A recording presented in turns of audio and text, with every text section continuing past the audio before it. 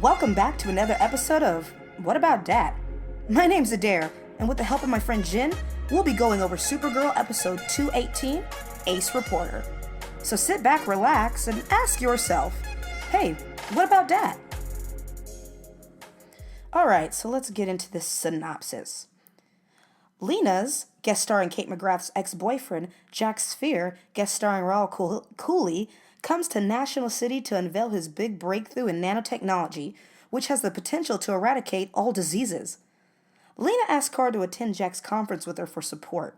When Kara sees Snapper, guest starring Ian Gomez, in attendance, she's inspired to tap back into her reporter skills and question Jack on his discovery, which ultimately leads to a bigger investigation that puts everyone in danger. Alright, so we have Supergirl, episode 218, Ace Reporter. We are back from the hiatus, everybody. How you feel about that, Jen? Great to be back. Great to be back. Yeah. You know what I'm saying? I've missed it. Yeah. I felt lonely and withdrawn without my Supergirl. What have you been doing on the break? Watching anything in particularly special? Yes, I'm not yet, well, kind of. I'm looking forward to watching Handmaid's Tale on Hulu, and that looks like it's going to be an amazing show. It has Rory Gilmore in it. I want to do a recap of that, so I'm going to watch the first episode and do maybe like a 20-minute recap. See what happens. Yeah. I appreciate that. Yeah. How was your Legion experience? My break has been cool. I watched 13 Reasons, so, you know, if you've watched it, you know how I'm feeling about it. I will do a brief, summary recap. I'm not going to do each individual episode, but I definitely will talk about it because I think it's worth talking about. And I think there are things that we in the society right now need to really go over. But we are here to talk about Supergirl 218. We're so happy to be back. All about Lena. It's all about that girl. About that girl. You know what I'm saying? We had Lena Luthor in the house. Oh my God. I am so happy that she's back. I missed her face. I missed her slipping accent. I missed her lack of coordination. Right. I miss her. I'm doing this in quotes, guys. Air quotes. Friendship. I miss it. This episode was all about friendship. Friendship. Just a perfect kinship. For those theater kids out there. Oh, yeah. Yeah, I thought she did such a great job playing, not necessarily the hurt ex, but, because I don't think she was hurt, really. I love that dynamic on her. I love the vulnerability of being girly and, liking a boy and just having those memories. Can we just talk about how, thank you for giving Lena a backstory.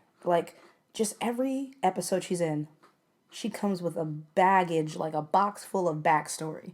We're really building the character up. Because, now that, let's be honest, she ain't dying anytime soon because, Kate has a 3-year contract. So they're really just building her up, and Right. I love it. I appreciate it. There's so much where they could take the character. And I feel like she hasn't really been in that many episodes, but the ones she was in, they gave her, a huge... we know what she looked at as a child. We know... I love it when she tells little stories about her past, her childhood growing up. Yeah. I love that about the character. Stories about Luther. Stories about her relationships. Lex, and Story about her mother. Yeah, we got it all. And, really in Luther's and in this, we got a whole idea of who this person is. She just feels the most full, she feels like the most full, a regular, but she's not. Not this season. No, I get you. I really enjoyed Kate McGrath's and what's his name? Rahul. Yeah, I don't know his last name. Rahul or Ravi, if you know him from iZombie. I loved those two actors' connections. I thought that it was sweet. It was very sweet. It was very honest. There was no malice in between the relationship. I thought that them acting against each other really boosted up Lena. It really gave us a side of her that we were waiting for. Yes, she was flirty. She had a little bit of flirty. She had a little bit of resistance. Right. But also acceptance. Yeah. You know? I was gonna say we get those like eyes from her, the longing eyes at Kara. She gives them. Now in this episode, we actually got to see what it looked like when Lena flirts. Yeah, exactly. A sample of it. Exactly. Actual flirting, no subtext. Yeah, exactly. And it was cute, and it was also like, the one thing about Supercorp shippers, as we totally are, I'm totally down for it. I liked her with Ravi, or I keep calling him Ravi, but I liked him with Jack, the character Jack, because it was honest. It was natural. It didn't feel like, it didn't feel like forced. And that was just really well acted. Well, that's what I'm saying. I liked that. It didn't make me think, oh, how dare you, Supercorp forever. No. I mean, obviously we know she's not going to be with Supergirl, but in certain ships, sometimes when one of the shipmates has an ex or somebody that they like, you go, oh, boo, boo for you, how dare you, it's all about the ship. But I think every Supercorp shipper wants Lena Luthor to be happy, no matter who she's with, and truly happy, And I think that Jack's character and heart shows you what kind of person Lena really is. Yeah. She's the puppy girl who wants to cure cancer. What? Right. She wants to use her scientific brain, her win brain, pretty much they have the same brain mentality to cure cancer. You're hot, you have fashion, you have your own company, and you want to cure cancer? Right. What? That's bueno. We just learned so much about her. And we got such a vivid picture painted. Oh, God, yes. And the boyfriend, Jack, he really did that part. He filled in the blanks about the character in ways we haven't seen.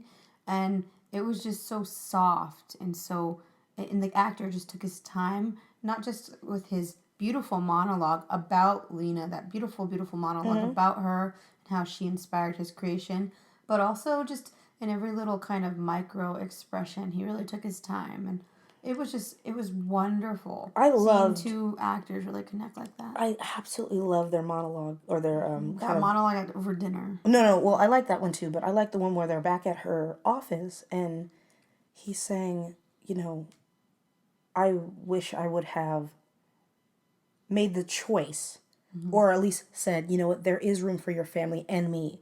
It's not me or your family, because she chose the family, she chose the business, and he knew he messed up. I loved Lena's line where she says, quote, maybe I would have a legacy outside of my family. When she says, I might have had a legacy outside of my family, yeah, in the context, you would think that she was talking about the nanobots and having a project that is her own, that she cared about. But to me, when I saw it, when I read it, it sounded like she was saying, if I had a child, if I had a family, a legacy outside of the Luthors, I would have been better. We would have been better. And I love the fact that they both came to that kind of conclusion and apologized to each other. We messed up. We would have been perfect. And the fact that he asked her, well, maybe we can start again, which makes it even more heartbreaking because knowing his fate within the rest of the episode, he didn't know that he was doing bad things in the episode.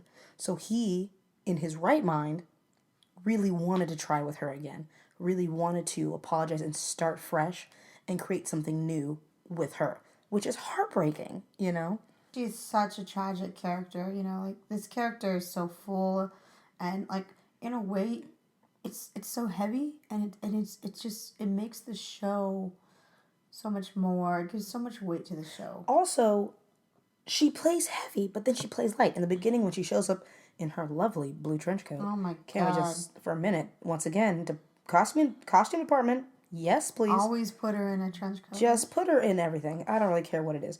But I love that innocent, she wears girly. Clothes so well, yeah. She does. I love that innocent, girly, hey, Kara, so turns out my ex-boyfriend is at this company and I want you to go with me. That's so high school girl. But, we've all been there. At least if you're a girl, that kind of feeling I don't want to look weird, so can you come? I think that is brilliant. And then, when she gets to the fight with Beth at the end and, punching her back and making the tough decisions, saving your girlfriend over your boyfriend, I thought that was brilliant because you saw the vulnerability of, I have to make this choice. She had to decide. Normally the Luthors kill out of greed. out of anger, out of jealousy. She had to let go of possibly the love of her life. You Yeah, know? I was thinking that. I was thinking that was that thing. He was like, seems like he was the love of her life, and she had to like pull the trigger on that. For a second time. Because he gave her that option of leaving him for the family. And now he also, once again, gave her the option of do it. Yeah. Save me by letting me, like, releasing me from my prison of these nanobots. And, you know, save the day, even though I'm a sacrifice myself. Like, God, it's just, we just say, here at What About That, we love Lena Luthor. We love Kate McGrath. We love... It's a good part for her. It's a good part for her, but... Can I just say, I was thinking about the first time I ever saw the actress in a movie or anything. It was like in... I saw her in Jurassic Park, you know? And, like, they, like... Killed her off. The dinosaur, like, ate her in 2 pieces, you know? I was like, oh, that's fucked up. I never thought I'd ever see this actress again in anything else. But then, actually, I saw Dracula, and I didn't think about her being in Dracula, but I watched the whole series. I didn't even notice her in that series because they made her blonde. And the only thought I had about her was like, wow, she's blonde. Not in a good way. No, that wig / dye job was like terrible. Hilarious. It was terrible. It was terrible. Yeah. But now I like really appreciate this actress. So, nonetheless, honestly, we can rant about Kate McGrath and Lena's character all day, but there are other characters in this episode, so we're going to skedaddle on. I loved in the beginning, we started off with this completely boring scene of Kara showing up like, I'm Supergirl, I'm amazing, what you got for me today? And they're like, well, nothing, because crime is down, your job is... That was the only time we saw Alex in this episode. That's the only thing that I was sad about. But I love the fact that Alex is like, I'm going to go dagger training. Like, that's what you do for fun, and I appreciate it. You know what I'm saying? She'd take Maggie with her, they're going to go dagger training together. Yeah, you know, is that what we're calling it nowadays? Dagger training. Code word for finger banging. Anyways, dagger training. TMI. Sorry, guys. It wasn't a mature stream. So, I love that. She wanted to carpe diem. She wanted to seize the day. Well, hey. So, in this episode, I loved Kara finally growing the hell up and going out there and being a reporter. Now, okay, so let me be honest, guys. I loved that she was trying. That's my thing. But I'm also a little sad that she still doesn't have the grit I think it takes to be a really good reporter. She's not really digging in the trenches. She's not being sneaky. Now, I know you might say, oh, well, she went to the office and blah, blah, blah. Well, Monel really was the hand to, like, steal the pass and get her to be sneaky because that was her inner desire, but she wasn't going to do it herself. I want to see Kara actually report because not every reporter gets to do stuff on the up and up necessarily. As long as you have the source and you have stuff, I just want to see her a little bit less clean, unlike she's her cousin Clark.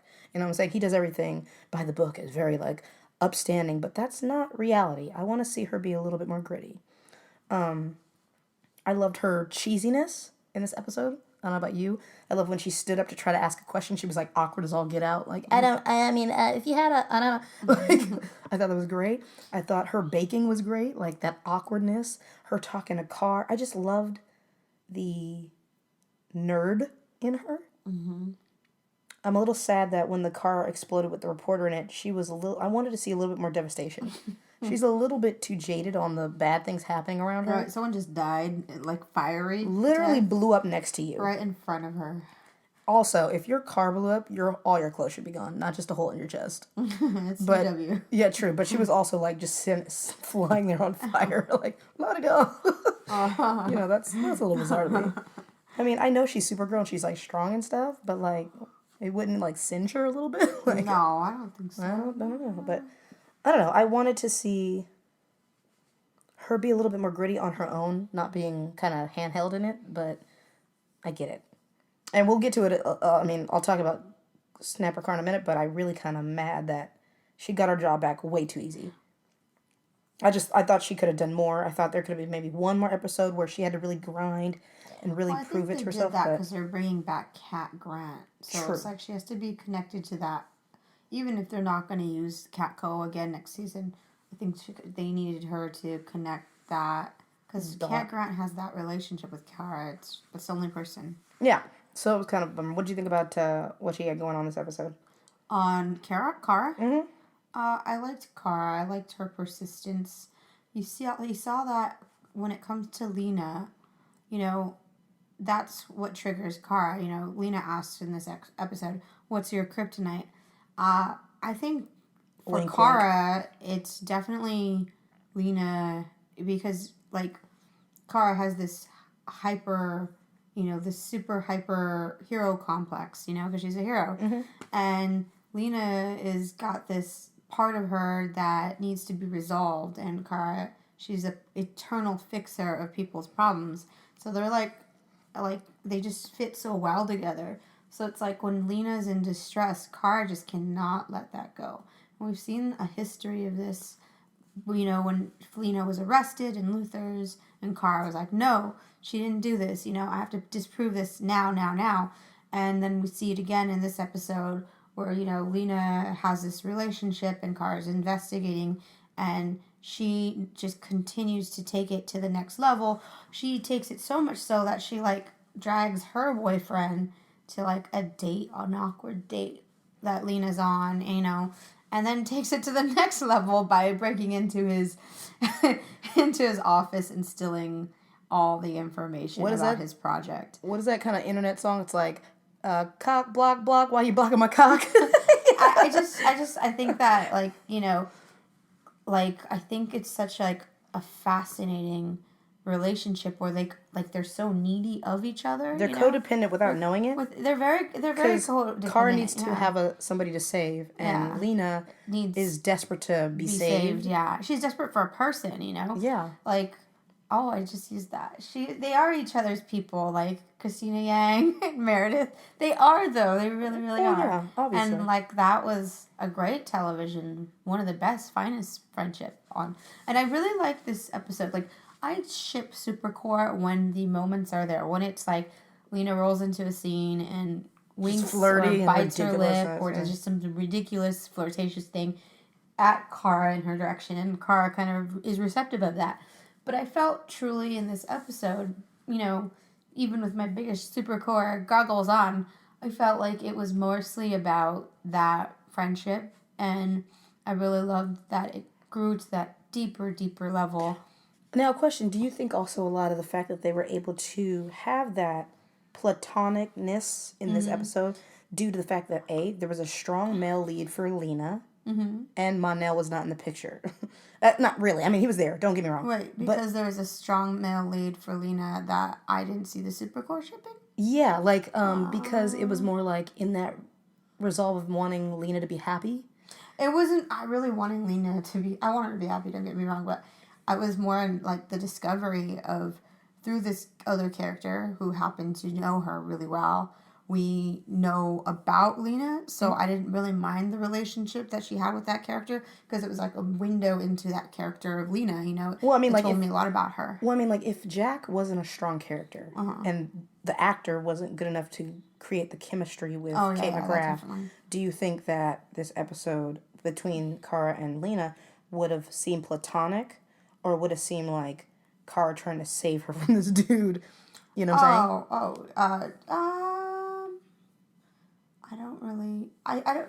If the chemistry wasn't there, would it have been Kara was trying to get Lena to not be with the guy? Well, I guess. Well, you know what it is. I think I'm wondering if, because Kara and Monel's chemistry is weird, does that add the fire onto the Supercorp thing because they have stronger chemistry than Monel and Kara? Yeah, that's a good question. Or do you think that Jack and Lena had such, as the actors Kate McGrath and Raul have such good chemistry, it came off legit? We saw chemistry. Clearly, that was your ex-boyfriend. We get it. We understand why you dated him.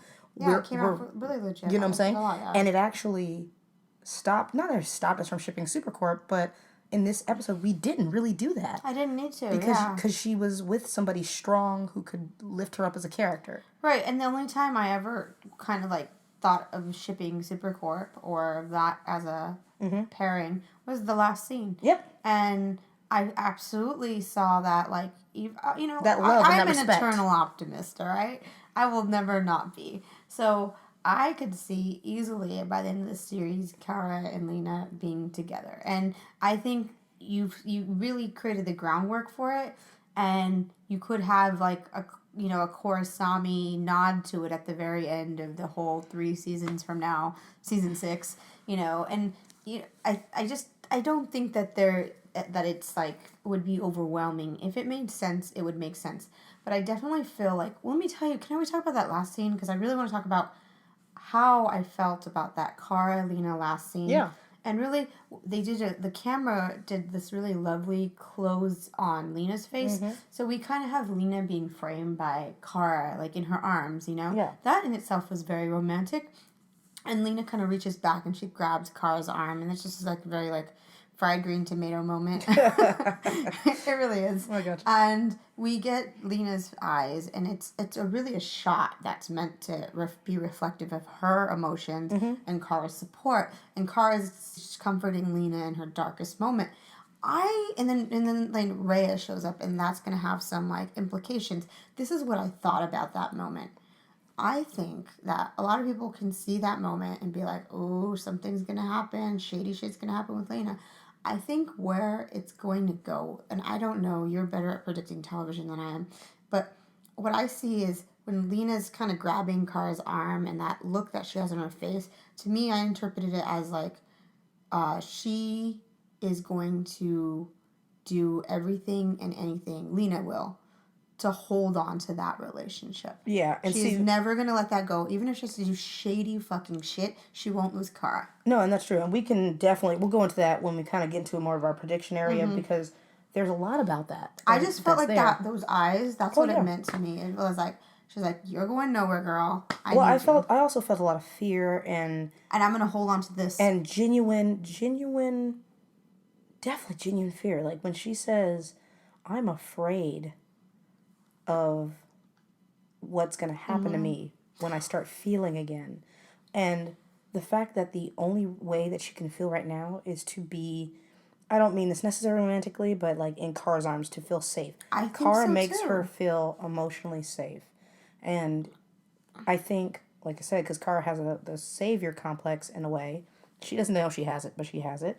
She needs to protect Lena. And she means it. She means it when she says, I'm always going to be here to protect you. You're safe, She means it, but Kara's also very naive in the world and how you can mean it, but that doesn't necessarily mean it's going to happen. I think, and that's once again I think Kara's going to have to, she's going to live the day to rue those words, but I also think like, you're right, she's so naive, and that concept for Kara might even set up the theme for, keeping that promise might set up the theme for season 3. Exactly, and that's, once again, going into prediction territory, but it is so prevalent in this episode. It was such a huge setup, Now, I'd like to go back to Jack real quick, because the one thing I do love, but I also hate, but like I get it, why you have to do it, is the trope of the hot nice guy who wanted to do right, but then got taken advantage of by like an assistant or another female because he was so focused on the good but didn't see the whole picture. Like, you know what I'm saying? Like, I get it, because you have to have us looking for the red herring in the thing, and it was annoying. The one thing,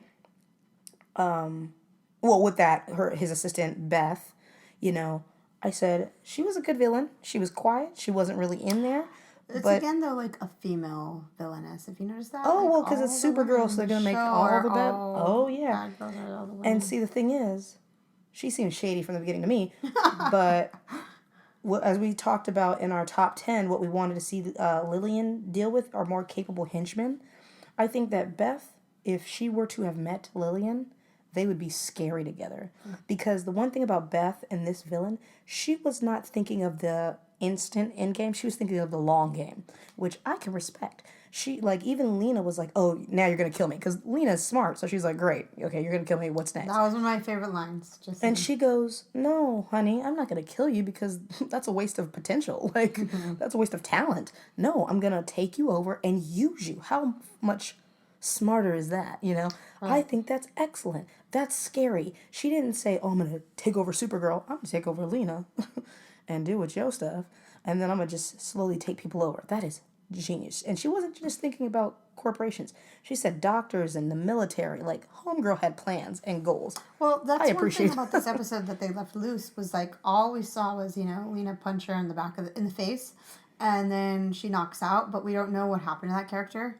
You know what I mean? I mean, she goes to jail because that's what... She's in jail, right? Yeah, that's what Kara says at the end. She's like, she's in prison, and she's like, good. Hope the bitch dies. Like, I'm totally down for it.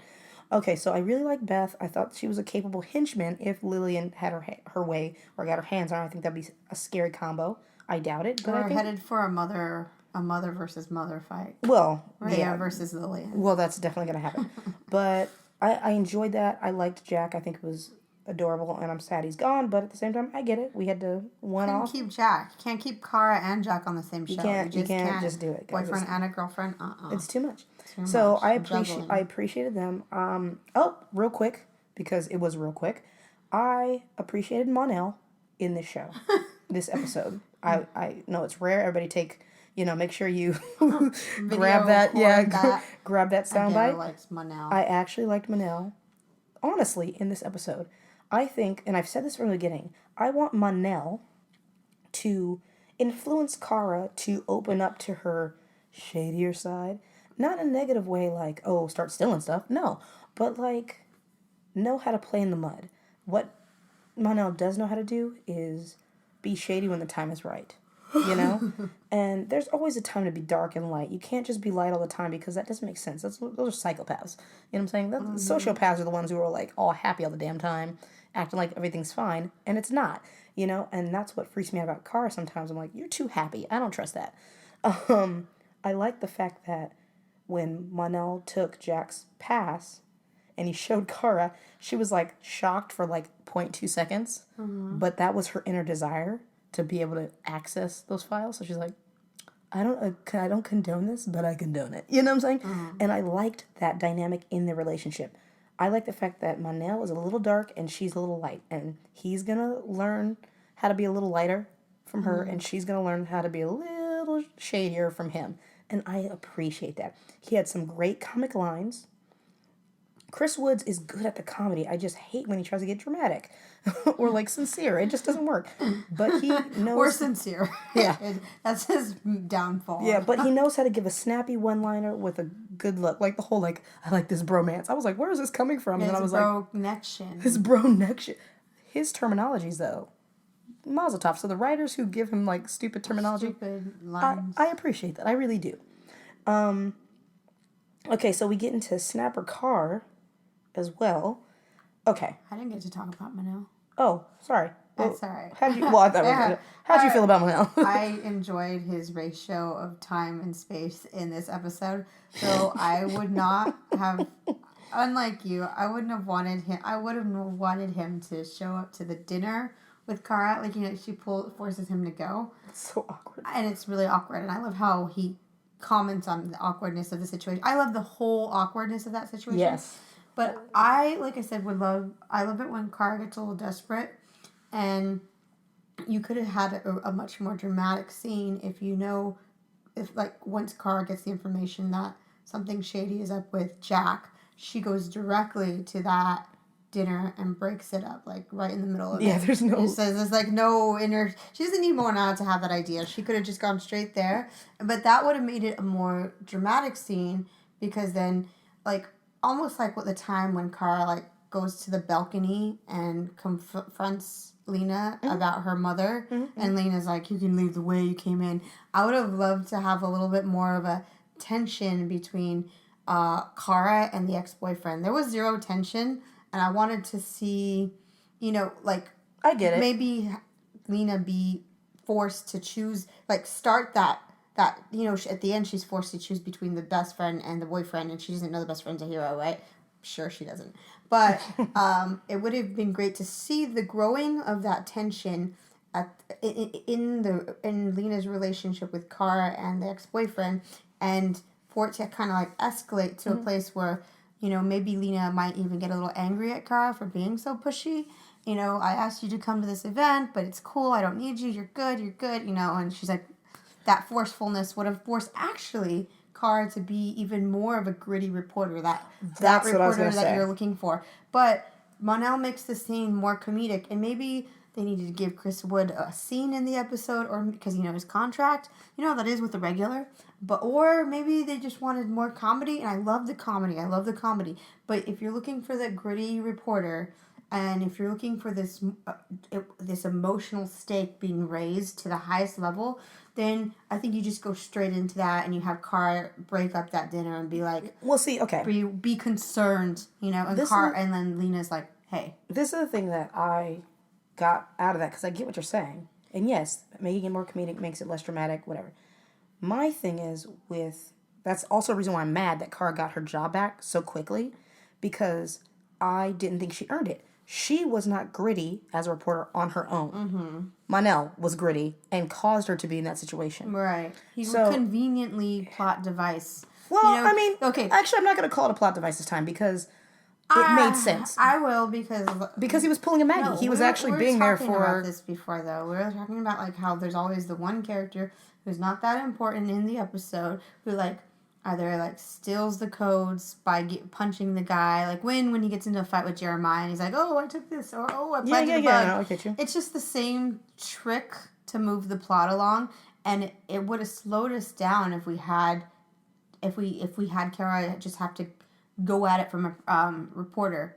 Well, perspective. Okay, yes and no. I think that there should have been other episodes that show Manel's influence kind of rubbing off on Kara in that regard, so that maybe in this episode she could have been the one to steal the badge out of desperation. Oh, thank you so much for taking care of Lena. Really, really sketchy. Well, no, if she would have been thank you for the hug or whatever, she would have come up with something awkward, which would have been still comedic.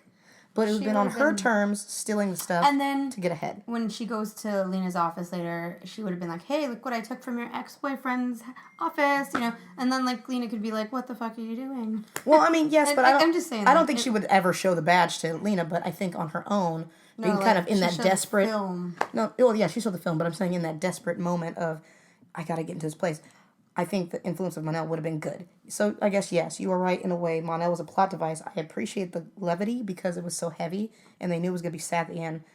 I thought that was good. Also, just anybody at a double date that you weren't involved in. I like the fact that Manel is more of the socialite. So he's like, this is awkward. We're cock blocking 100%. I don't want to be here in this awkwardness. Mm-hmm. I appreciate that because that's relatable. We don't want to be a third wheel. We didn't want to show up. We're not even dressed for this event. Mm. You know what I'm saying? I'm down for that. And Katie McGrath in the orange dress was awesome. Beautiful clothing. I love the dress. I didn't think it matched the color palette for the episode, but that's... She matched the candles in the background. She did. And I was like, okay, she's so vibrant, and I was waiting... No, if it was a red dress... No, sexy. They probably went with orange for that reason. Well, no, I totally get the orange was a little less subdued, and it's I'm here at this dinner, but I'm not going to get laid. But it's vibrant, you know what I mean? Yeah, but it was just not in the color scheme of everything else. Right. Orange is not in the color scheme of blue and tan and black. That's just not. You know what I'm saying? Well, this episode, we want to talk about that, though. Well, I was going to talk about that, but I want to get to Snapper real quick. Because we still have a lot of people to talk about. Because, like I said, we can just go on and on about Lena and Kara because it was awesome. I love this meaty, thing going on. Snapper, I get that he's upset at Kara. He kind of is like a mentor trying to be or whatever. And he was upset that she went behind his back. Totally get it. But it's only been a week or whatever, maybe. And when he sees her at the press event, to be bitchy and to resort to 12-year-old name calling mm-hmm. To me, it sounded like the CW network or the higher ups were saying F you to its millennial viewers. That was a chance for them to take a jeer at the audience, which I hate when companies do that. Because fuck you, we're the one keeping you in business, and you're gonna because Snapper Carr says something like, oh, you millennials don't know what you're doing. And, and the millennials are the ones watching CW. So don't have a character give us the middle finger through the show as though that's something we didn't see. It's no, honey, CW, we're the ones keeping Don't try and send a message. Don't try to send a message of oh, the millennials are stupid because we're the ones keeping your lights on. That's how that works. Mm-hmm. So that kind of made me mad. I don't understand why Snapper or I'm sorry, it's kind of a Jimmy thing, but I don't understand how Jimmy allows Snapper Carr to talk to him or Kara as though he's the one running Catco. I really don't get that either. I hate that, because if he would have been like, she's a journalist, she shouldn't be here, you shouldn't be having her here, I'd have been like, why the fuck are you talking to me like that? Watch your tongue. I can have whoever the hell I want in my office because I run this bitch. Right. Go back to your office and leave me alone. Kind of like he did when Snapper tried to take over and he corrected Snapper's article and proved that he was the man of the group. He let a grown man talk to his best friend, this girl he loved at one point, Right. like a piece of shit. And I'm like, dude, man up. Like, you're the guardian, somebody. You know, you should be able to, like, get a backbone. I didn't care for that whatsoever. I didn't like the fact that she got her job back so easily. She fucked up one article and got fired. So she sort of kind of did well on this article, which she only got the information because Monel stole the pass and they were able to get on a laptop. So she didn't even do that on her own. So she didn't, to me, deserve to get hired back until she did the gritty work and the hard work on her own. That's why I said she should have just gone straight to the dinner. Yeah, she should have gone to the dinner, done it herself. Nonetheless, that was my Snapper thing. Her own stealing of the badge and all that And business. yeah, and it annoyed me. Now, with the color scheme of... Oh, no, I'm sorry. I don't want to get to the color scheme because I want to still talk about... I forgot. Jimmy, Win and Lyra. What do you think about Snapper on that regard? And then we can get to them. That's all good. Let's move on to Jimmy. Yeah. I want to talk about Jimmy more than... Snapper was like, whatever. You said everything I was thinking. Jimmy, Win, and Lyra. Yes, I like this trio. I feel like they did a really good job. Like, this show, sometimes what they'll do is they'll have, like, this plot B and C mirror A in a different way. Mm-hmm. And so you have, like, Lena and Kara, who are supposed to be best BFFs, right? And their relationship deepens. But then you also get a male broship, Win and Jimmy, and we forget they were crime-fighting partners. But, yeah. And that's kind of, like, their relationship is being strained, you know, because, like, Lyra is coming between them, and then you have in storyline A, you know, Jack coming between Lena and Kara, and both friendships, both pairings, Jimmy and Win, and Lena and Kara, they, like, deal with it very differently. Oh, yeah. And Jimmy gets pissed. And as Jin says, Lyra was the Yoko to this episode. Yeah, she's trio, the Yoko. which cracks me up. To the group. what the thing is, 4. I love the trio. I love them. I do. I really get it. I love the fact that Win is in love. I love the fact that we are now getting more Lyra because Legion, she's going to be part of Legion. I think it's absolutely imperative how they did Monel to kind of set his story up. She's part of Legion too. And so we need to get them connected somehow so that they can go off and do that. I think having her be in the field and learning earthly social patterns and things like that is so important. And she's a badass. I think it's awesome. I'm happy for everybody involved. I loved her freak out in the bar when Win goes to try to fire her, you know, from the group, and she loses her shit. My favorite thing was, I'm gonna go powder my nose, and when I get back, don't be here. I liked when they were making out in the van. That too. Really That's cute. just adorable. And she's like, you smell like honey. Right? That's cute. I think that's, you know, I thought that was great. Things I don't like about Jimmy's character that they're giving him is this really thick jealousy arc. Yeah. And everybody who's a sidekick or a woman who needs to be stronger, who is naturally stronger than He has him, to be so, like, he's like whiny about it. correct and whiny about it. Like, he really is not a superhero who deals well with a sidekick.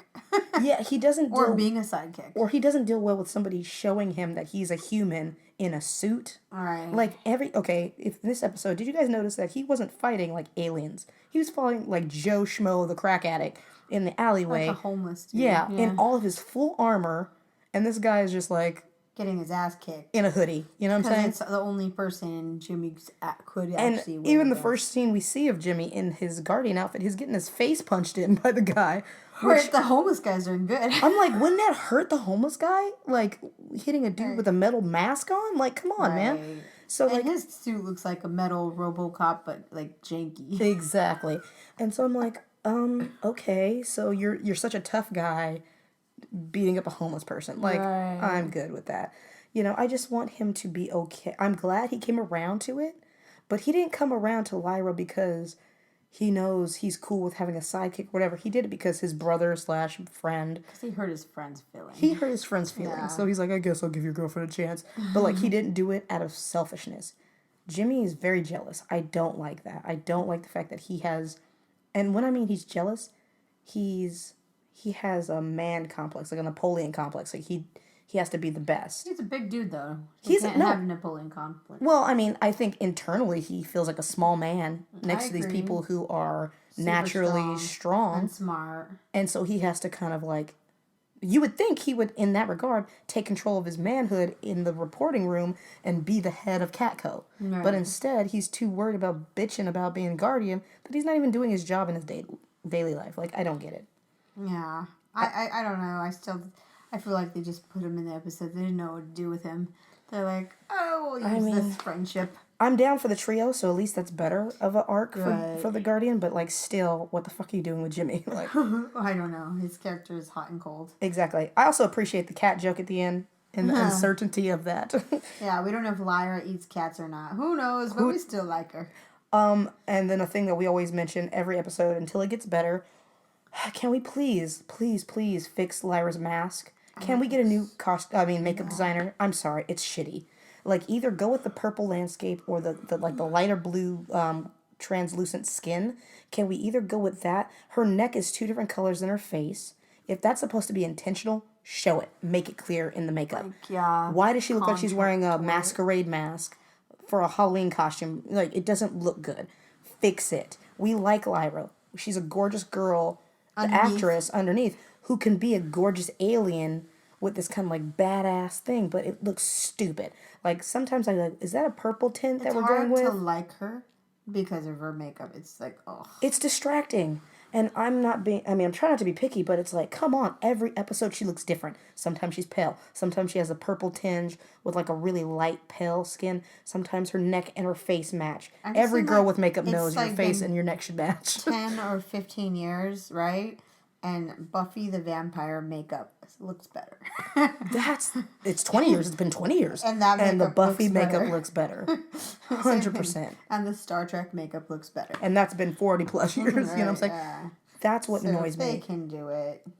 And it's like they spent all the budget on the one ice breath shot in the beginning to CGI that, but we can't. Please get a better makeup artist. I mean, whoever you do, I'm sure you're lovely, but you either don't have the budget or neither the talent. I don't know which one it is, budget or talent. Either way, fix it. I always ask the same question. You know what I'm saying? I don't know if it's budget. I don't know if it's talent. Because if it's budget, then I understand you only doing the best you can.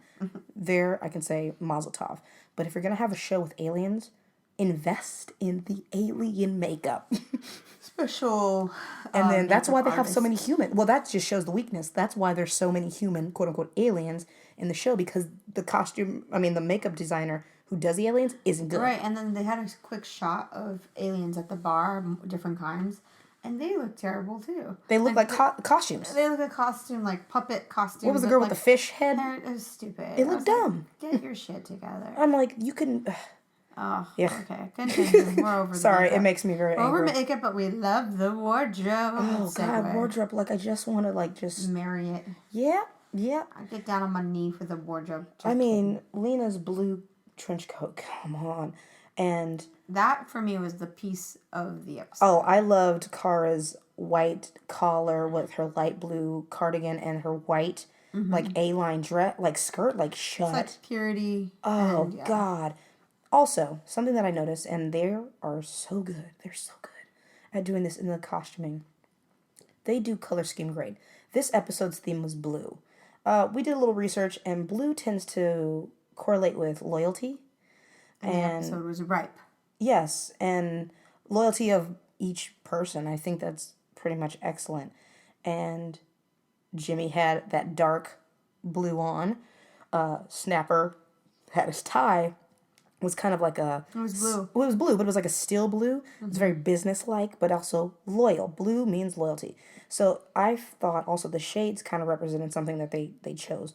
I saw Jack in a dark navy type shirt in the beginning / suit in the beginning. Also, his assistant was wearing that navy, very... Navy blue with black. Lena had this midnight blue, very vibrant blue, which wasn't light, but wasn't dark. It was right in the middle. And then they had Kara in this very light blue cardigan. Now, the thing is, I don't know if you guys noticed this. I'll try to put it up somewhere around here. Lena was standing in the middle of Kara and Jack. And you can literally see the transition of light. Kara represented the pure, whoever the costumer is, put her in the lightest blue, the powder baby blue, to represent that purity. They had Lena in a darker blue, but still light and vibrant, kind of showcasing her place between light and dark. She's not light, she's not dark. She's very much in the middle with this vibrant personality. And then Jack, being kind of the red herring in the beginning, on purpose, he was in very dark, representing kind of the black, the evil, the no good side. And then his assistant was in black and dark as well. Jimmy, having an issue with Lyra, was in a darker blue kind of thing because he, at this point, was being kind of a dick. Also, I think I've seen him wear that dark blue shirt before. Well, yeah, they got to... Yeah, he does, yeah. Snapper, with the tie and the lighter shirt, kind of played that middle ground where he was, once again, not bad, not good. He was playing the middle in the wardrobe. And then Kara was, once again, in light colors. I absolutely love the wardrobe. I love the fact that they think about that. I love the fact that they gave Kara a red and blue striped shirt with that blue, once again, kind of like A-line, like pencil skirt thing going on, because it's her colors. That red and that blue are Supergirl's colors.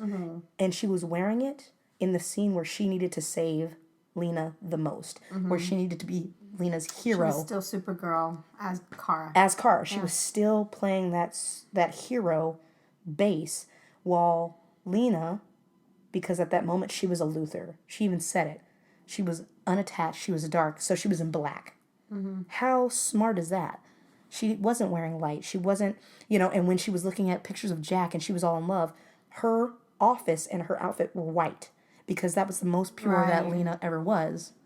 At that moment, she was just like that little girl who... She was wearing a lot of white. Was her computer innocent. was white. Yeah. I don't even think her past computers have been white. I think they were silver, but they just did that. Well, exactly. It just felt brighter and it felt lighter. When Rhea shows up, it's just black.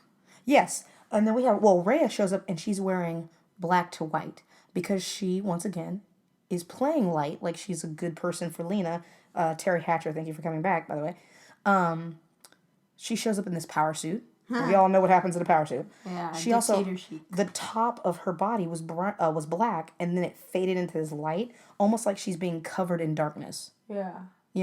But she was still clean, cut her hair, had that business thing. I just thought, man, this costumer, whoever, I gotta get your name, I'm sorry, just killed it for me. And her hair's cut means she's crazy.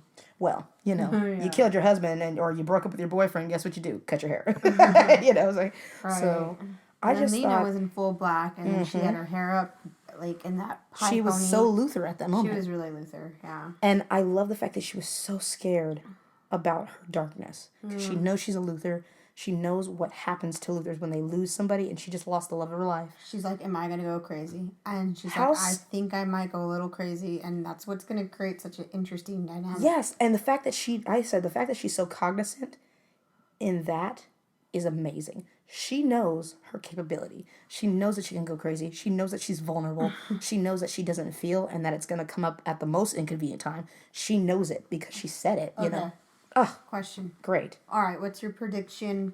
Now we talked about the whole episode. What's your prediction about the last scene? What it means?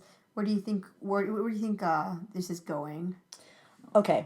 You're really good at this, so I'm just saying. No worries. I think that... I heard this kind of in passing and reading articles and things like this, and I completely kind of agree that the enemy of my enemy is my friend. I think that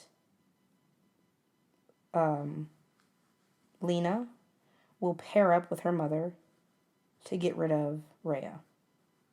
I think that Lena's smart enough to know danger, but because she's in a vulnerable place, she might accidentally for a minute invite it in. Yeah.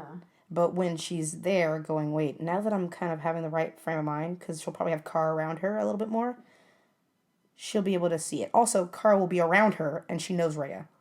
I think... You know, and also, does Rhea really know that Kara's Kara, or does she just think of her as Supergirl? I don't know. I actually kind of forgot. I don't think that Rhea knows Kara necessarily. But she does know Kara, like Zor-El. She knows that, but she doesn't. I don't think she knows. So I have a question for you. Well, okay, when Lena eventually figures out who Kara really is, or let's start with that. Do you think Lena knows or not that Kara's Supergirl? I don't think Lena knows yet. So now my second question leading to that question. When she figures it out, do you think Lena's going to take it positively into the light and keep the secret, be the best friend? Or do you think this is going to cause her to spiral down a dark path? I think that she's not going to be either.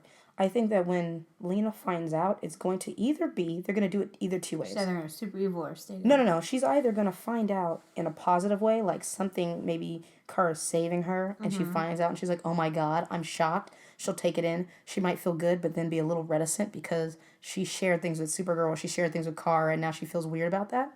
That's fine. That's natural.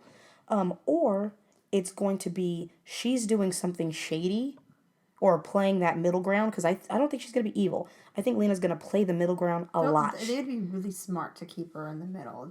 I think it's more important. So I think she's going to play the middle, and she might uncover something with Rhea, through Lillian. I think she might uncover that she's Supergirl.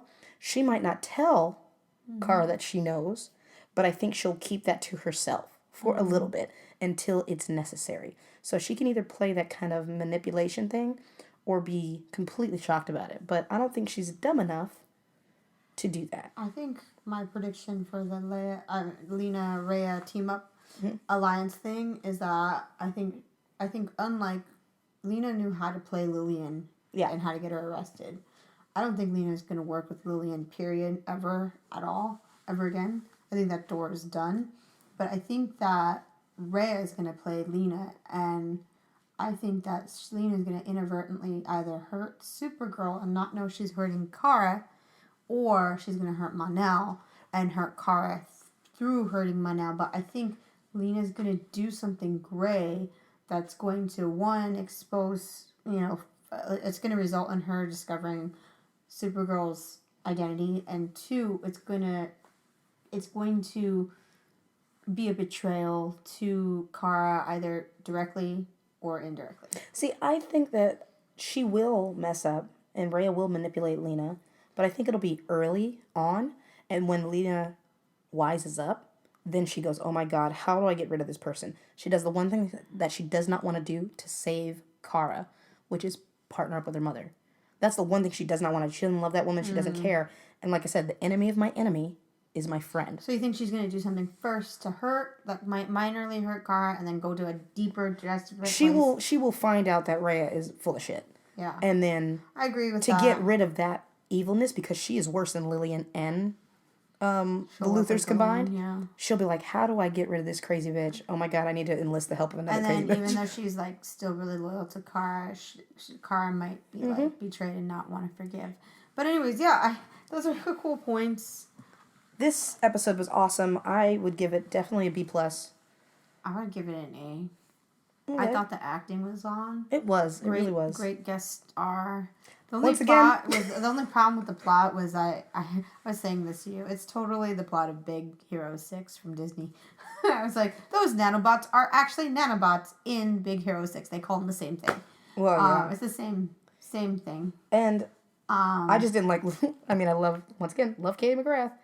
Don't know if I like her crying. It kind of felt like her running. Her crying over her boyfriend in the death scene felt like she was going to like laugh a little, like she was on the verge of giggling. I feel like I've seen her more emotional in something else. So her staring at the camera with little like dewy eyes. That's emotional enough for me. I don't know. You know what? I actually, in that moment, when she was like over his body, I didn't really believe that moment. Sorry. You know what? But I did believe when she looks at Supergirl, because she almost looks like, save him, help me save him. but she knew that wasn't going to be the case. I think that that right there, what you're talking about, was just what went wrong was that the director didn't allow time enough for a reaction. Yeah. He just should have given that a bit longer beat and a little bit more lines. That wasn't a scene that maybe they cut it. I was about to say, I don't even need like more lines. I just needed a little bit more action that felt palpable, because you just lost the love of your life, who said he wants to start a life, who you saw something with, and you had to be the one to pull the trigger. So I'm like, well, we don't know. The scene could have been longer with her reacting more, and they could have cut it. No, that's what I'm saying. Like, I'm just like, meh. If you're going to cut something, cut a one-liner that's not as important as the emotional reaction. But I really like the dynamic of everybody. I thought everybody did a good job. I thought this was very well done. And I didn't feel like anybody dropped the ball specifically. Right. I can't wait for, like, Alex to get back from, like, dagger practice and Kara be like, how was your day, Kara? And Kara's like, oh, my God. This was some bullshit. Some bullshit. Yeah, so, I mean, I know we didn't do a promo for... the next episode. Yeah, for 219. So, I mean, I'm just going to say a few words that I'm excited about. Who loves the fact that the next episode is very much like Saw, except with Alex. We're going to put you in a box, we're going to try to drown you, and see what happens. Hey! I'm excited because I have a feeling this is going to be very much like Exodus. Mm-hmm. What also kind of worries me is that this is going to be like Exodus in the fact that this will be the standalone, amazing episode of 2B. You know? I'm going to say my prediction. I think that the promo that I saw of Alex being in the water box was like, that was the part that they want to lure us in with. I think there's going to be a shit ton more like Monel shit. No, I actually think it's going to be a heavy, which I'm excited about, because it's Maggie and Kara saving Alex. That's the whole premise of this episode. Uh-huh. So it's going to be, for the most part, Sanvers-centric, but the reason they didn't show Maggie and Kara, because I feel like that's going to be the meat of it, because they never really show you the meat of the episode. Alex floating, that's not the meat. Yeah, it's worrisome, but that's not the meat. I think watching I keep calling Alex, Maggie be hot-headed, being afraid, because we haven't seen Maggie be scared of losing something. We kind of saw when Alex was at gunpoint with the one guy for the alien for Exodus. That's a really cool point that you brought up. We see her a little bit nervous, but not enough to like freak out. Also, let's be honest, I don't think she knew she was about to get launched into space until probably Alex got home. You know what I'm saying? Right. I can't wait to see Kara go, well, we can find a new way around this and blah, blah. And Maggie's like, give me some grenades, give me a rocket launcher. Give me a wrench. I'm going after my bitch. You know what I'm saying? All right. Nobody yet, I don't think, in this show has seen a partner of another person go full on, I'm going to save you. Monel didn't really, he kind of, he didn't really like go after Kara to save her life. Yeah, he tried to stop it and to be proactive, but he never feared like, oh my God, I'd give my life to like save her. He's like, I'll deal with my parents. With my parents. Yeah, but Mom, Dad. My girlfriend alone. John Jones and Magan, neither of them had to really, I guess Magan risked her life for John to do the blood transfusion, but there was no fear of, I'll never see them again. Yeah. She goes, I'm worried he'll be turned into a green Martian or a white Martian, but I'm not like, this is the first time you get to see a sister and the spouse or whatever go up against each other. And Maggie is very much like Alex, and you know good and well that they love each other, but they are very different in the way they approach things. I cannot wait to see that. Good episode. And, we get Lena in every episode till the end of the season, which I'm like, every episode, God. I'm like, I can't wait to see what shade. I can't wait to see the flirty eyes, because, she's going to be like in 1 or 2 scenes, and she'll be like, I brought her kombucha, and I'll be like, yes. That kombucha's going to come back. Shit, you know what I mean? So anyways, once again, thanks for listening, guys. Man, good episode. I'm so happy that they started. I give it an A. Season 2B off. Compared to my worst episode, which was whatever. It was like a C- or something ridiculous. I think A Distant Sun. I was like, oh. Kill me. Yeah, I'm super stoked, and kudos to everybody. If you guys want to catch us on Twitter, make sure to follow us at whabout_dat.